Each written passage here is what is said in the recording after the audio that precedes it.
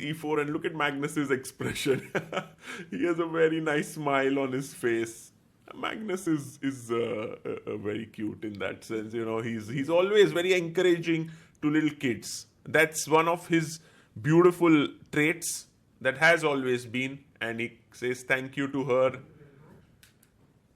And guys, we are ready now for the big game to begin. What will be Gukesh's first move?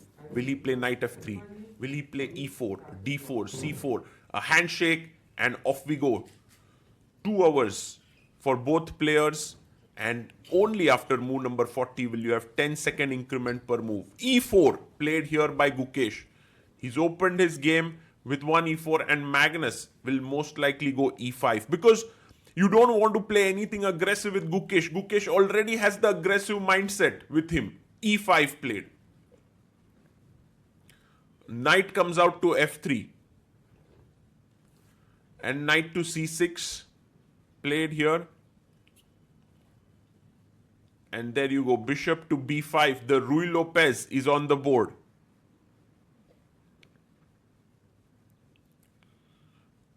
And Magnus takes his time and plays his knight to f6. The Berlin. Wow. That's interesting. It's one of the most solid openings from black side, and Magnus has chosen it for this game, urging Gukesh to go all out here. d3 is the anti-Berlin because you can play the endgame line here, but Gukesh says, no way am I going to go in an endgame with Magnus Carlsen. Bishop c5, and one must know that white cannot yet win a pawn because of queen d4 and a double attack. So Gukesh simply goes c3. He is building up for a later d4 in the position. Black goes short castle here. And now white also short castles.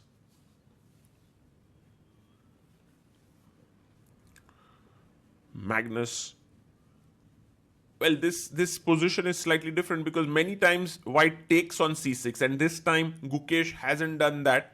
So d6 is played. Now you generally will keep this bishop. It could come back here to c2, and we have a very big vibe of the Archangel's variation where the bishop comes to c5. So h3 played by Gukesh, preventing any bishop g4 ideas. And pawn to a6, attacking the bishop. The bishop drops back to a4. And Magnus has many options and choices with him. He goes for the move h6. Makes a lot of sense, stopping any bishop g5 ideas in the position. Goes rook e1. Defending his central pawn here on e4. Maybe later d4 is going to be possible. So b5 played by Magnus. And the bishop will most likely jump back to c2. Yes, that's what Gukesh does. Bishop comes back to c2 here. And we are building up towards a very tense encounter here. The bishop drops back to b6 in order to stay away from the tempo of d4 hitting the bishop. And now Gukesh has many different ideas. Knight d2 makes the most sense because the knight will jump from d2 to f1 to g3. That's the normal way to play here. And Magnus goes knight to e7. He's also going on a journey with his knight from e7 to g6. And Gukesh plays a4, striking on the queen side here. You know, one of the things about Ruy Lopez is that it's a very strategic opening. There's not much happening, but even the best players sometimes don't understand how they land up in worse positions. You can see Gukesh playing d4, putting pressure on the e5 pawn, urging Magnus to take on d4, and Magnus, of course, with all his experience, knows that he must keep this structure. So he goes knight to g6 here. And now Gukesh goes knight to f1. And his idea is to put his knight on g3 and then look at the f5 square the pawn moves to c5. You can see how Magnus has kept his bishop on c8 looking in both directions. It can go either way. And now the knight comes to g3. Gukesh had an option whether to push the pawn or not, but he prefers to go knight g3 in this position. And now pawn takes pawn by Magnus. And Gukesh will take back. C takes d4.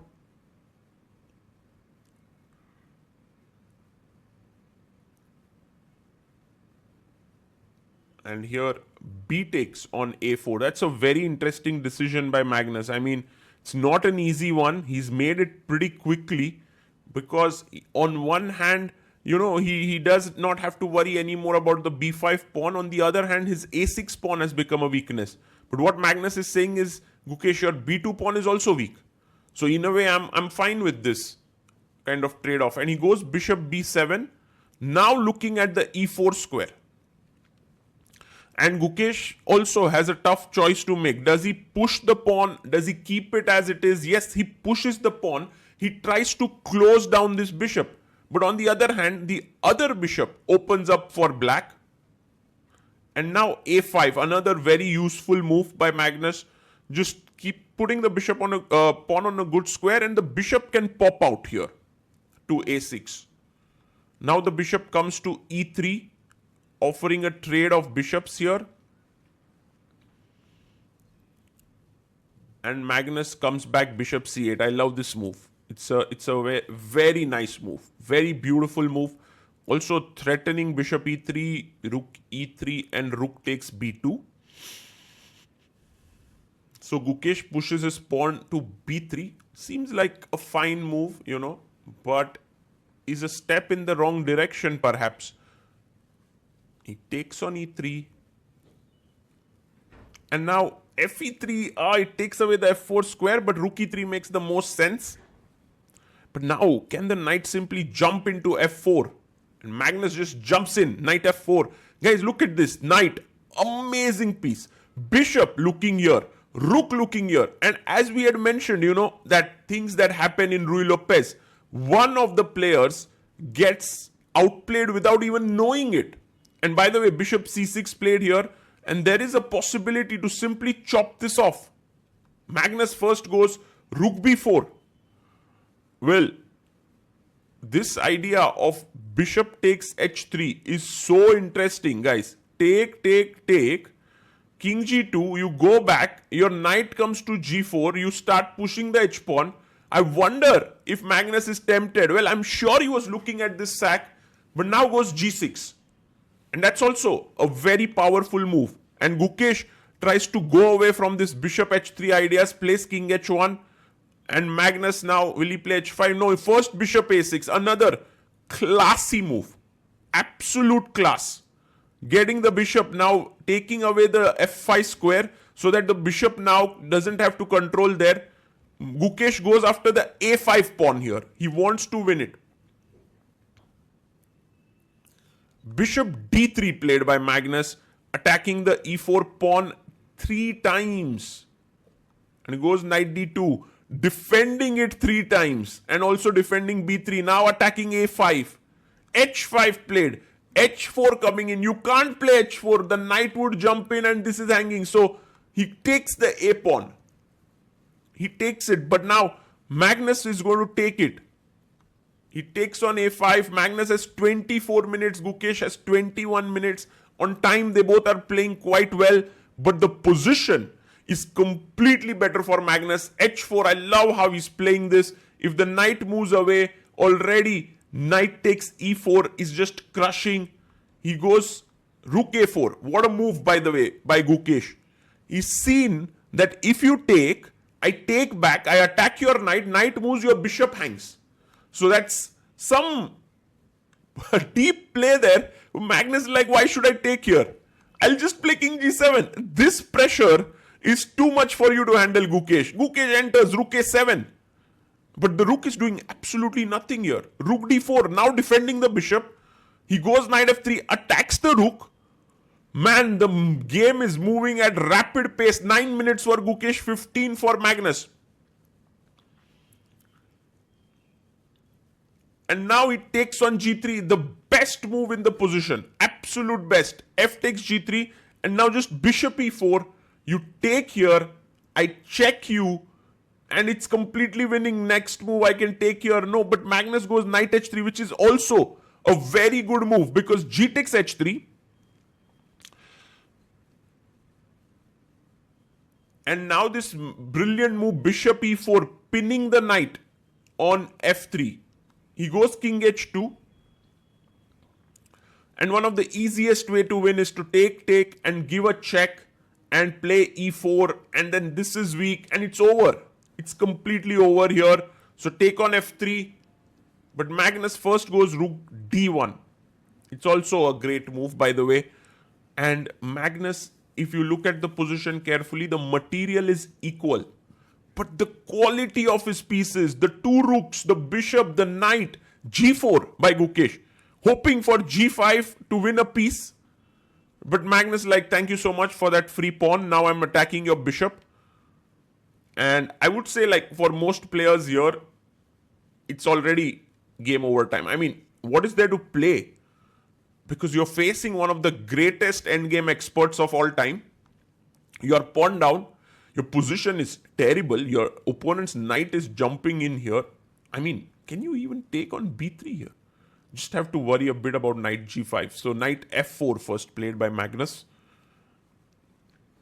Gukesh goes rook c2. And now taking on b3 should not be a bad idea. But Magnus trying to be very precise. Goes king f6, stopping knight g5. You go rook c7. There is rook f8. So h4 played by Gukesh. King e6 by Magnus. And I think what Magnus essentially wants to do, he's kind of playing it really confidently. Gukesh has 2 minutes. Magnus has 4 minutes. He's moving ahead with his king. And Gukesh gives check. You can look at Gukesh. He's zoning in. He thinks there is some opportunity here. 2 minutes for Gukesh. Attacking the rook here, Magnus. The rook moves to f2. Already some checks here. Possible. f6 played. Oof. Mistake. The best move was rook h8. But f6. And now the best move for Gukesh, rook f3. Not an easy move to spot with just 2 minutes on the clock because king can come in and attack your rook. Your knight is already attacked. But this is where Gukesh has to zone in. He gives the check. Best move there. Magnus goes king e2. But now things running out of control. Rook e4 check. No, he goes rook a2 check. He blocks with the rook, takes, knight check. He's attacking this pawn on f6. Magnus comes to e2, attacking the rook. If you go rook f2, I have king e3. King g3. Brilliant move here by Gukesh. Magnus down to 1 minute 19 seconds. Gukesh has 43 seconds. d5 played. But isn't the f6 pawn hanging? He takes it. Knight is a bit shaky here. Can you start pushing your d pawn? Well, if you play d4, there's knight d7. So he goes rook f8. And hoping that the knight moves and he can give a check and win the rook. But rook f2. Beautiful move by Gukesh. Best move. Forcing Magnus to come down to e1. He plays king e1. And now Gukesh plays knight d7. The best move in the position. If you play knight h5, I just take it. He goes knight e2. A big blunder. Massive blunder. Takes king e2. Something he has missed here. d4. Because Gukesh knows his knight can come back now. Oh, look at Magnus. He's so stunned there. Look at Gukesh. He knows he has his chance here. Guys, this is a very, very key moment. Gukesh can come via d7 to c5. Look, because this variation, knight e6, d3, knight c5. He brings his knight. Magnus has to push. And the beauty is knight c5. If you play d2, I have knight e4. If you queen, I have a fork. So king e3 by Magnus Carlsen. And now, let's get rolling with your own pawn. No! Knight a4 because d2 was coming. And now you can go knight b2. e4. The e pawn is rolling down the board. h5. Oh my goodness. This is pure drama now. H pawn is queening for Gukesh. Gukesh completely winning. Magnus understands it, of course. He's looking for his final options here. He goes king. He's going for the king. Yes, king d2. He wants to push this pawn. But the only move now, maybe knight b6 also works, but knight b2 finds it. Knight c4 check coming in. E3 pushed. Knight C4 check. Gukesh sees it. King has to go to E2. And now King F4. And Magnus bangs the table. Oh my goodness. Oh my god. Resigns here. Says sorry to his opponent. What a moment this is. Look at Magnus Carlsen there. He's so upset. He was completely winning. But Gukesh won this game. First ever classical win. Let's look at this moment where Magnus bangs the table, but then immediately says sorry to his opponent. It was a moment of great passion, and boom, look at the pieces coming up. Gukesh, of course. Oh, man. Handshake there, and then Magnus Carlsen stops the clock, says, oh my god, says sorry, puts the kings on the board, looks for his jacket, which doesn't exist because he came with none. Gukesh can't believe that he's just beaten Magnus. All that adrenaline is pumping inside him. Magnus goes there and gives a pat on his back. This is one of the most beautiful sporting moments that you can see. Magnus immediately calms himself down and gives Gukesh this pat, which shows that there's nothing personal against him. Magnus was upset because of his own play. And look at Gukesh there, guys. For him, this means so much. This means so much. And I think, oh, what an epic moment with the crowd clapping there for Gukesh. I mean, this is one of the most beautiful sporting moments in chess, I must say this. Gukesh sits down now, as he always does, whether he wins or loses, he does this. This is something that Gukesh always does, is to set back the pieces on the board. And there you see, he still can't believe it. And in a way, Gukesh has equalized the score with Magnus in classical chess after becoming the world champion. But and there you see Gukesh looking for the pieces. Someone in the crowd tells him the piece has fallen down, and so he gets it from the ground, puts it back. Just want to show you everything that's happened after this game ended, because I do feel like many times it's very skewed. Like, to show like Magnus bangs the table is not enough. You have to see that he goes and pats Gukesh on the back. That's just so amazing. And Gukesh then kind of pays his respect to the board. He looks up. Where's his player card here? Folds his score sheet, which is again something that you will always see Gukesh doing, folding his score sheet. Puts his chair in. And now here you can see Magnus Carlsen as he exited. I think Magnus could not be stopped by just about anyone. The take studio there with Simon Williams. Magnus just runs past it. Peter Heine Nielsen, his coach, waiting for him. Magnus